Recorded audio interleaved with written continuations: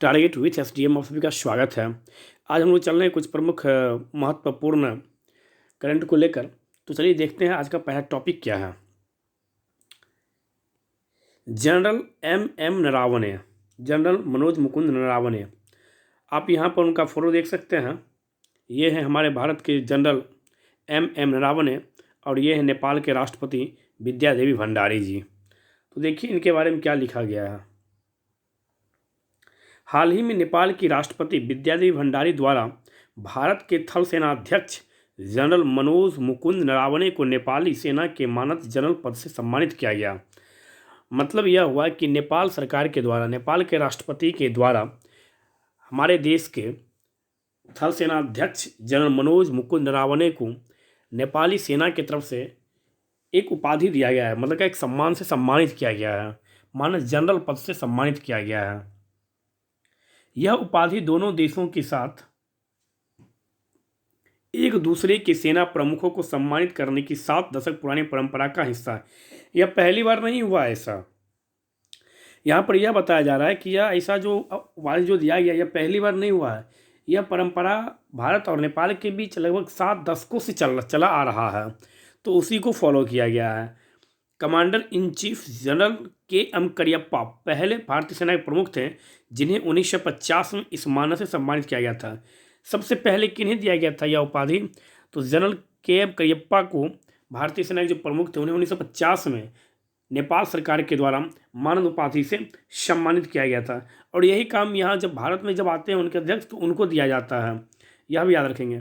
पिछले साल जनवरी में नेपाली सेना के प्रमुख जनरल पूर्णचंद्र थापा को भारतीय सेना का मानद जनरल पद से अलंकृत किया गया। तो समझ गए, जब यहाँ के सेनाध्यक्ष वहाँ जाते तो वहाँ उन्हें मानद उपाधि दिया जाता है, और जब नेपाल के सेनाध्यक्ष भारत आते हैं तो उन्हें यहाँ भारत का जनरल मानद उपाधि से सम्मानित किया जाता है। नेपाल भारत का एक बहुत अच्छा दोस्त है, और अभी हाल में कुछ दिनों से नेपाल और भारत के बीच का जो रिलेशन है, संबंध है, उसमें थोड़ी सी कटुता आई है। लेकिन इसमें भी चीन का हस्तक्षेप है, इस कारण से ऐसा हुआ, नहीं तो नेपाल ऐसा नहीं करता। अभी काला पानी, धुरिया लंबा, मतलब इन सभी के कारण जो अभी है भारत और नेपाल के बीच लगातार चर्चा चला, विवाद की स्थिति लगातार चल रही है ऐसा। लेकिन भारत लगातार प्रयास में है कि नेपाल से जो संबंध है उनका संबंध अच्छा रहे, जैसा पहले था वैसा उनका संबंध रहे। और नेपाल की जनता भी चाहती है कि भारत से जो उनका संबंध है वो बहुत ही प्राचीन संबंध है, और उनका संबंध जैसा पहले था वैसा ही उनका संबंध बना रहे। तो देख रहे थे थोड़ा सा नेपाल के बारे में। नेपाल सब याद रखिएगा, नेपाल की राजधानी काठमांडू। और भारत जो है नेपाल के साथ संयुक्त सेनाभ्यास भी करता है। सूर्य किरण जो है यह भारत और नेपाल के बीच संयुक्त सेनाभ्यास का नाम है। और नेपाल सब याद रखिएगा, नेपाल के पार्लियामेंट को राष्ट्रीय पंचायत कहा जाता है। नेपाल के पार्लियामेंट क्या कहता है? तो नेपाल के पार्लियामेंट को राष्ट्रीय पंचायत के नाम से जाना जाता है। और नेपाल के प्राइम मिनिस्टर हैं के.पी. शर्मा ओली। आप यहाँ से यह भी याद रखिएगा नेपाल से। नेपाल की राजधानी काठमांडू, नेपाल के prime minister KP. Sharma Oli, Nepal के राष्ट्रपति विद्यादेवी भंडारी, और नेपाल का रुपया क्या है? तो नेपाली रुपया, यह आप याद रखिएगा। तो चलिए चलते हैं नेक्स्ट टॉपिक की तरफ।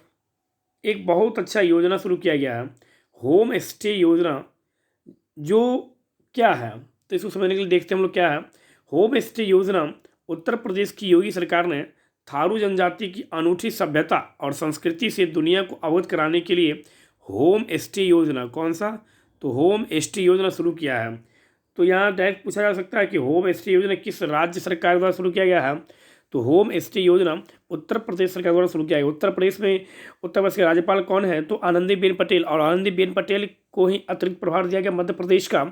और योगी आदित्यनाथ जी वहाँ के चीफ मिनिस्टर हैं। आप यहाँ से यह भी याद रखेंगे। तो देखते हैं होम स्टे योजना का उद्देश्य क्या है। होम स्टे योजना का उद्देश्य थारू गाँव को विकास की मुख्य धारा से जोड़ना और आर्थिक गतिविधियों में उन्हें शामिल करना ही होम स्टे योजना का प्रमुख उद्देश्य है। होम स्टे योजना के द्वारा वन निगम जंगलों के बीच बसे थारू गांवों को रोजगार से जोड़कर, होम स्टे योजना के तहत जो है वन निगम जंगलों के बीच थारू गांवों को रोजगार से जोड़कर आर्थिक रूप से आत्मनिर्भर बनाने की कवायद है। इसके तहत जंगलों के बीच बसे थारू लोगों को इन गांवों में बिना किसी निर्माण और तोड़ फोड़ के होम स्टे योजना से जोड़ा जाएगा।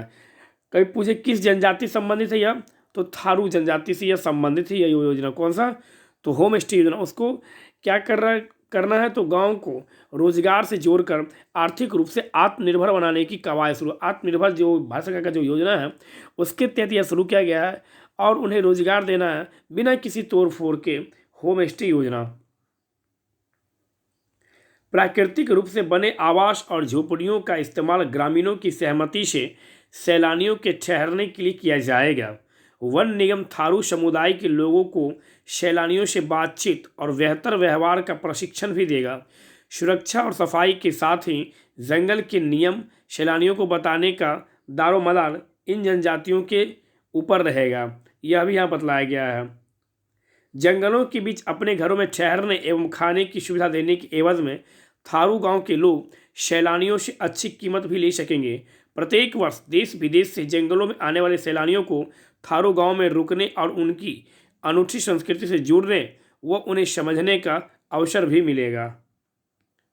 सैलानियों के जरिए सरकार थारू जनजाति के रहन सहन, खान पान, पहनावे और संस्कृति का परिचय देश दुनिया से करवाएगी। तो ये कितनी अच्छी योजना है। होम स्टे योजना के तहत इस योजना से यह कहा गया है कि आत्मनिर्भर आपको बनाया जाएगा। लेकिन कैसे, सो देख लीजिए, जो टूरिस्ट आएंगे आपके यहाँ उनका आप एक तरह से गाइडर के रूप में काम कीजिएगा। मतलब क्या, उनको आप इसके बारे में बताइएगा कि यह क्या है नहीं है, और आपका जो अपना झोपड़ी है उसमें कोई तोड़फोड़ नहीं किया जाएगा, उसे कोई रिकन्स्ट्रक्शन नहीं किया जाएगा, उसको कोई छत का नहीं बनाया जाएगा। जो है आपके पास उसी में आपको थोड़ा सा डेवलप करके, मैन्युफैक्चर करके, और आपको थोड़ा सा और डेवलप किया जाएगा कि सैलानियों से कैसे बात करना है, उनके सामने किस तरह से पेश आना है। और उनको आप अपने झोपड़ी में रखिए। उनसे क्या होगा, आप पैसा लीजिएगा उनके ठहरने का, वो जो रुकेंगे उनसे आपको कुछ आमदनी होगा। उनके खान पान का व्यवस्था कीजिए, उनके गाइडर के रूप में आप काम कीजिए और उनको आप अपनी विरासत के बारे में बतलाइए। इससे क्या हुआ, सैलानियों के बीच जो आप इस तरह से जो वर्क कीजिएगा, आपको उनसे कुछ जो रुपया मिलेगा, पैसा मिलेगा, वो आपका अपना होगा। और दूसरी बात क्या होगा, इससे थारू जनजाति का जो परिचय है वो विश्व में फैलेगा कि थारू जनजाति ये है, इनकी परंपरा के बारे में लोगों को पता चलेगा। तो इसके लिए सरकार के द्वारा, योगी सरकार के द्वारा एक अच्छा कदम उठाया गया है। तो होम स्टे योजना किसके द्वारा, तो होम स्टे योजना उत्तर प्रदेश सरकार द्वारा चलाया जा रहा है थारू जनजाति के लिए। तो आज हम लोगों ने कुछ प्रमुख 2 महत्वपूर्ण टॉपिक को देखने का प्रयास किए और उम्मीद है कि जो आपको यह समझ में आया होगा। धन्यवाद।